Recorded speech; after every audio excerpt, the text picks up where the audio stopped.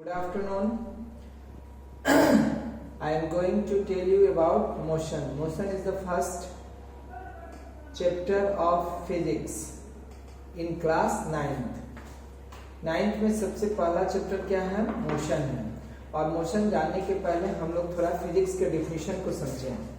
Physics कहता क्या है? फिजिक्स फ्यूसिस वर्ड से लिया गया है जिसका मतलब होता है nature. Physics is the branch of science which deals with the study of the natural laws and their manifestation in the natural phenomenon।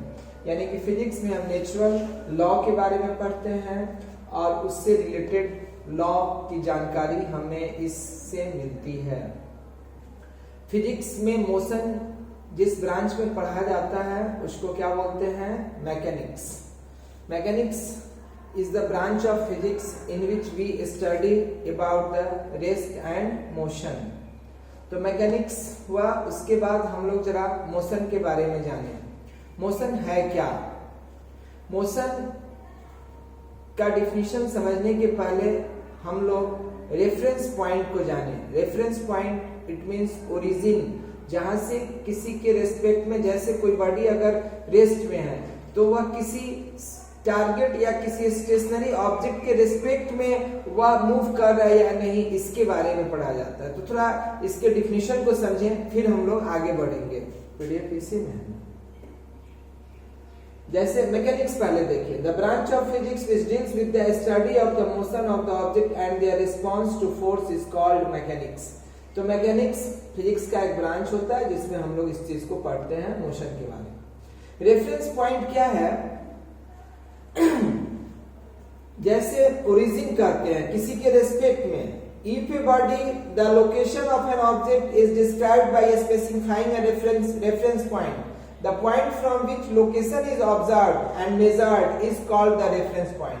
This reference point is called origin. Location, position, जिसके respect में body rest में या motion में, उसको लिया जाता है। जैसे एक एग्जांपल के थ्रू हम इसको समझेंगे। If we say that a school is situated 5 kilometre east of A temple, कोई मंदिर से स्कूल 5 किलोमीटर ईस्ट डायरेक्शन में है, तो वह मंदिर यहाँ क्या हो गया? मंदिर यहाँ रेफरेंस पॉइंट हो गया। तो इसी को हम लोग क्या बोलते हैं? Reference point. तो जरा डिफिनेशन अब समझें। Rest, if an object does not change its position with a stationary object, then it is called it is at rest।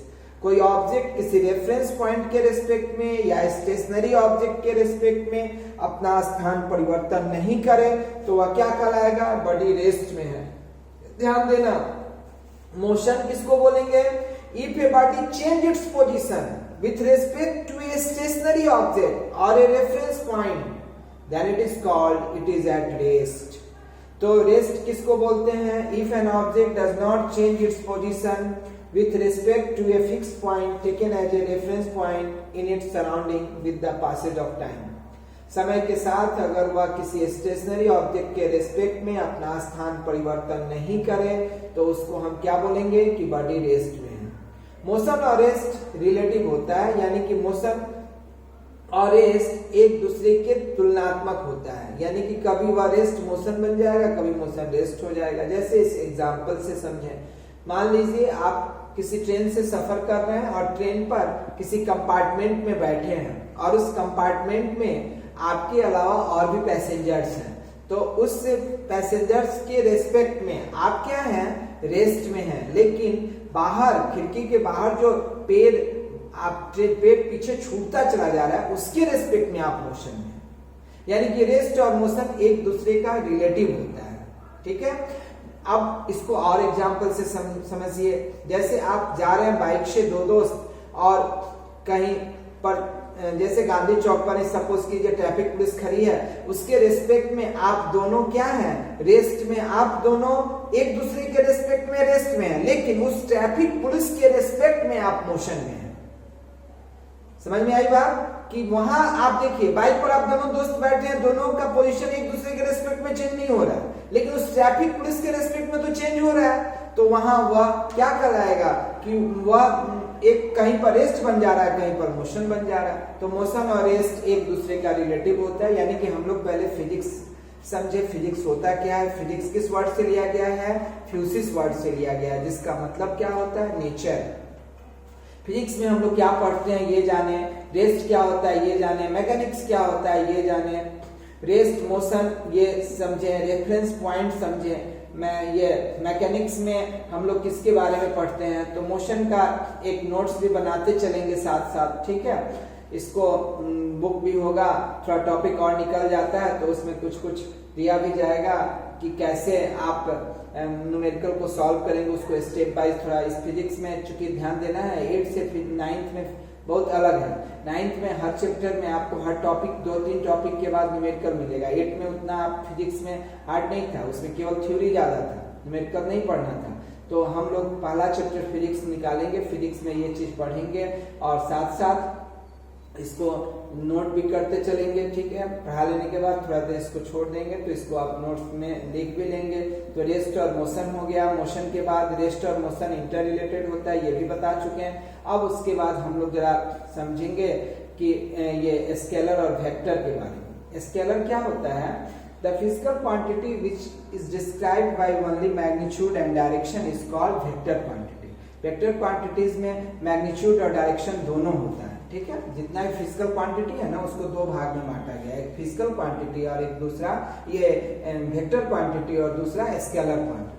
तो वेक्टर क्वांटिटी में जो भी फिजिकल क्वांटिटी होगा उसको दो भाग में बोले, स्केलर और वेक्टर। वेक्टर क्वांटिटीज में क्या होता है, मैग्नीट्यूड और डायरेक्शन दोनों होता है। मैग्नीट्यूड का मतलब क्या हुआ, मैग्नीट्यूड का मतलब जैसे वैल्यू हम मान ली 2 मीटर लिख रहे हैं तो 2 यहाँ मैग्नीट्यूड हो गया, और उसके साथ साथ डायरेक्शन होगी।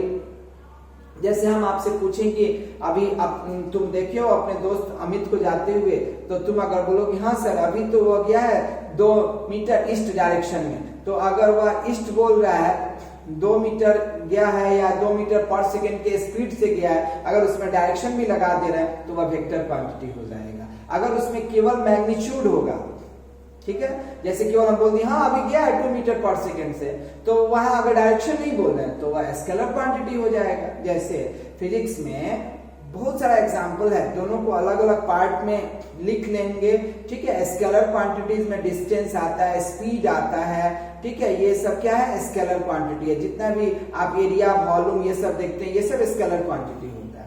और वेक्टर क्वांटिटी में क्या आएगा, वेक्टर क्वांटिटी में आता है आपको फोर्स हो गया, मोमेंटम हो गया, डिस्प्लेसमेंट हो गया, वेलोसिटी हो गया, एक्सीलरेशन हो गया, ये सब वेक्टर क्वांटिटी होता है। तो वेक्टर क्वांटिटी में मैग्नीट्यूड के साथ साथ डायरेक्शन होता है, लेकिन स्केलर क्वांटिटी में केवल और केवल मैग्नीट्यूड होता है, ठीक है। तो ये ध्यान में रखेंगे वेक्टर और स्केलर क्वांटिटी क्या होता है। उसके बाद हम लोग इसमें टाइप्स ऑफ मोशन देख लें। लीनियर मोशन, अगर स्ट्रेट पाथ में जाएगा तो वह लीनियर मोशन हो गया। The motion of a moving car, a person running, a stone being dropped, ये सब। Rotational motion, the motion of an electric pole, यानी कि रोटेशन में रहे तो रोटेशनल मोशन हो जाएगा। ऑसिलेटरी मोशन, मीन पोजीशन के आगे पीछे करे तो ऑसिलेटरी मोशन हो जाएगा, जैसे सिंपल पेंडुलम का घूमना, तो ये हो गया ऑसिलेटरी मोशन। अब इसमें जितना भी एग्जांपल है उसको देख लेंगे और तब फिर आगे बढ़ेंगे। इसको थोड़ा सा एक बार नोट कर लेना, ठीक है। मैकेनिक्स फिजिक्स से यहाँ पर थोड़ा सा टॉपिक है, इसको नोट कर लो और फिर आगे बता रहे हैं।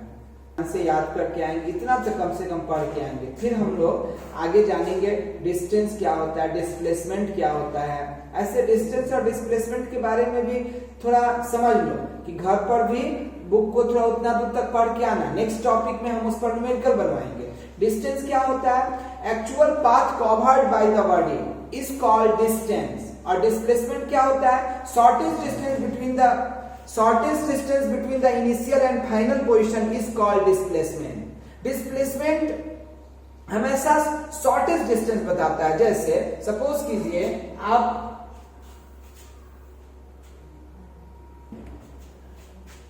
ये यहां से आप चलना शुरू किए और यहां पहुंचे, तो ये अगर 3 मीटर है और ये 4 मीटर है, तो डिस्टेंस इसका ए बी सी तक पहुंचे 7 मीटर डिस्टेंस हो गया, लेकिन displacement shortest distance between the initial and final position, वह केवल इनिशियल और फाइनल देखता है। तो इसको मिला दिए, यहां से डायरेक्ट हम यहां भी पहुंच सकते हैं।